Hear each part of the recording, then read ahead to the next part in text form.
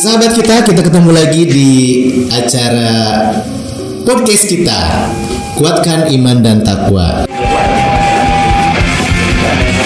Pada pagi menjelang siang hari ini. Tentu saja seperti biasa saya tidak sendiri, ditemani dengan narasumber yang super spesial banget dan sudah tidak asing lagi di Al-Mumin Media ya. Ada Ustadz Fahmi. Assalamualaikum Ustaz. Sehat? Waalaikumsalam. Oh, ayo ngajak panco langsung ya. Alhamdulillah. Mudah-mudahan sahur pagi hari ini teman-teman semua di rumah dan sahabat Al-Mumin semua di rumah sahurnya luar biasa nikmat ya, mudah-mudahan ya. Dan sebelum kita mulai nih Ustaz Fahmi, saya mau nyapa dulu teman-teman yang sudah gabung di sahur edisinya hari ketiga mungkin di bulan Ramadan. Hari ketiga ya, betul ya? Ya, hari ketiga. Halo, selamat pagi buat Ratu, buat Kamila selalu online ya. Terus ada Ririn, ada Windy, Raihan dan Zafira, Fakih, Hafidul ya, selamat sahur ya. Jangan lupa lihat jamnya, jangan sampai kebablasan sahurnya, keenakan hingga sampai melewati azan subuhnya ya. Oke, langsung saja Ustadz Fahmi nih sudah pada absen. Oh ya, jangan lupa absennya. Kalian sahur jam berapa nih hari ini? Ya, hari ini sahur jam berapa nih? Gitu. Kalau kita baru selesai sahur ya. Nah, kalau teman-teman sahur jam berapa hari ini? Nah, kalau untuk Kang Ustad lupa saya. Ada Kang Ustad. Kalau untuk Kang Ustad pertanyaannya itu bagaimana terjadinya atau awal mulanya terjadinya saum Ramadan, Ustaz? Oke, ya, mungkin teman-teman ini jadi satu hal yang mungkin baru diketahui ya oleh para siswa atau para sahabat kita nih. Nah, sahabat karena kita jarang sekali dibahas tentang bagaimana awal mula sejarahnya saum Ramadan ini. jarang sekali. Kita tahunya mulai langsung sahur aja gitu. Sahur buka sahur, buka maghrib gitu kan. Yang jadi menarik adalah pada dasarnya awal mulanya saum Ramadan ini sendiri sebelum diperintahkan sebenarnya ada beberapa saum yang pernah dilakukan dari sebelum Ramadan ini diperintahkan. Seperti yang mungkin kita baca dalam ayatnya, Quran surat Al-Baqarah ayat 183. A'udzubillahi minasyaitonirrajim. Ya ayyuhalladzina amanu kutiba alaikumusyamu kama kutiba alal ladzina min qablikum la'allakum tattaqun. Wahai orang-orang yang beriman, diwajibkan atas kamu berpuasa atau saum sebagaimana diwajibkan atas orang-orang sebelum kamu agar kamu bertakwa. Ada kata diwajibkan bagi orang sebelum kamu, berarti ada sebelum kita ini, sebelum zamannya Nabi Muhammad ini juga ada orang-orang yang disyariatkan untuk melaksanakan saum. Mungkin kalau kita bisa lihat ada saum Ayyamul Bid itu terjadi sebelum saum Ramadan. Terus ada juga saumnya saum Asyura. Ya, saum Daud. Saum Daud, ada yang tahu saum Daud? Saum Daud ini adalah saum yang menjadi ciri khas dari Nabi Daud. Yang dimana saum ini kalau bahasa anak zaman sekarang ini diet zigzag mungkin ya, hampir samanya. Jadi kalau bahasanya Kang Usman itu selang sekar. Kang Usman bukan selang seling. Kalau selang seling itu apa tuh? Selang sekar. Jadi satu hari saum, satu harinya lagi tidak saum. Iya. Menariknya awal mulanya diperintahkan saum di bulan Ramadan ini yang dimana ini jadi penegasan juga bahwa saum Ramadan ini dilaksanakan atau diperintahkan ketika turunnya tadi Quran surat Al-Baqarah ayat 183 yang dimana mekanismenya pun, caranya pun berbeda. Berbeda ya. Saum yang ada di zaman sekarang. Karena ini kan yang baru turun, yang baru turun cuman surat Al-Baqarah dulu nih ayat 183 yang dimana pada waktu itu tata cara saumnya adalah bukan dimulai dari terbitnya fajar hingga tenggelamnya matahari. Kalau sekarang kan gitu kan, terbitnya fajar kita mulai saum, terus tenggelamnya matahari kita berbuka gitu. Iya.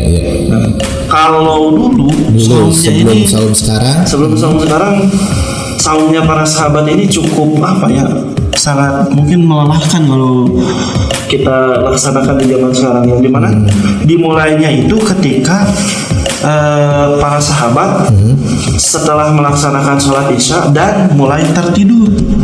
Setelah melaksanakan sholat isya dan mulai Dan tertidur. mulai tertidur itu sudah dihitung Saum. termasuk saum dari sana, awal mula saum gitu. Jadi kita lagi tidur tuh saum. Jadi Sudah kita masuk pokoknya saum. ketika sudah sholat isya, jam berapapun itu, setelah sholat isya mau itu jam berapa misalkan ya, tiba-tiba tertidur atau kita sengaja tidur, maka itu sudah dihitung termasuk waktu saum. Waktu saum. Jadi setelah nanti bangun dari tidur dari sholat isya tersebut, nggak boleh makan lagi, nggak boleh minum lagi.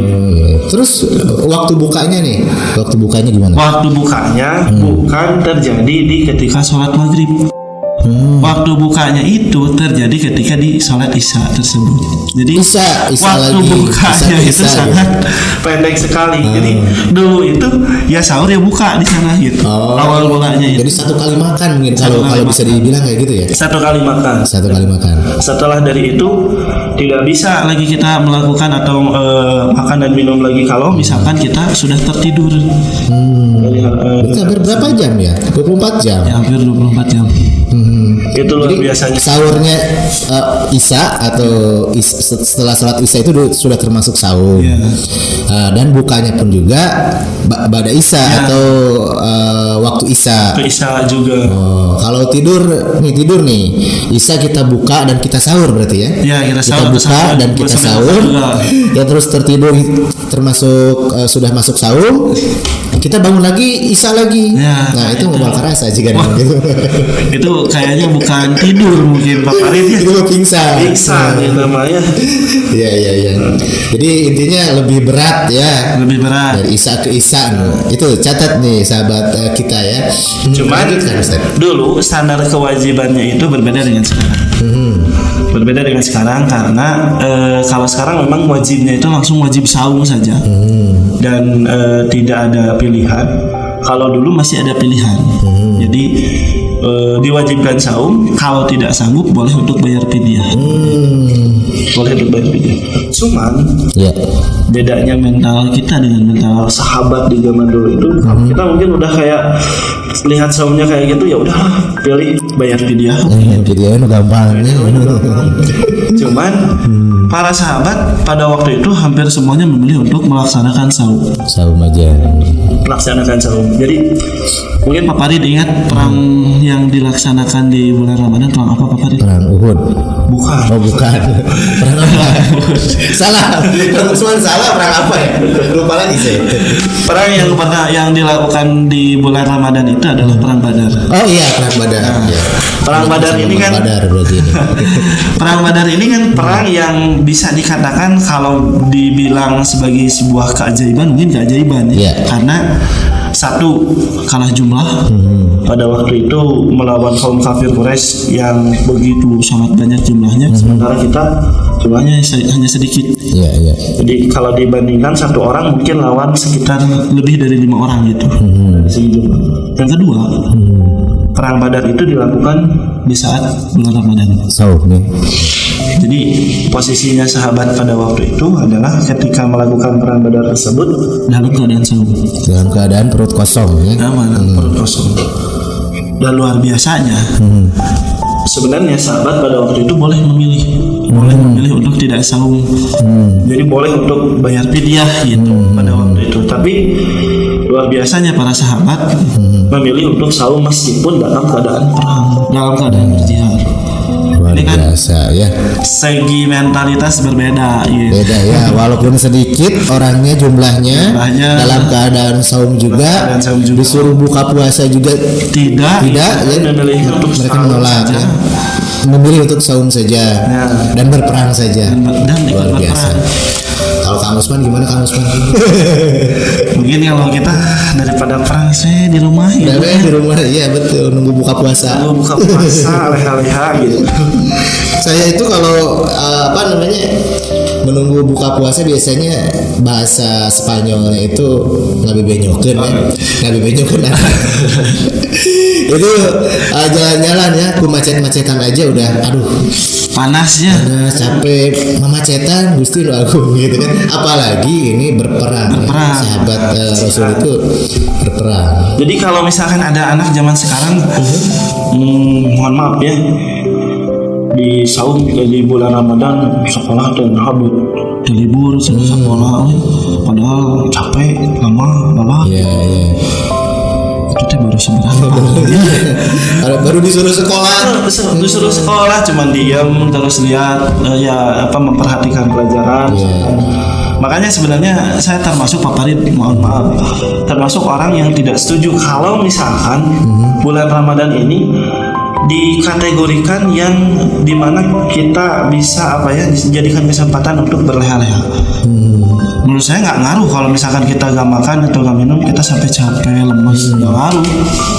Yang berpengaruh terhadap dari perjalanan saumnya tersebut adalah mental masing-masing muslim atau muslimah. Iya. Jadi nggak ada alasan buat kita berleha-leha di bulan Ramadan. Justru Ramadan ini harusnya lebih meningkat. Kita lihatnya kemana, sahabat aja berperang.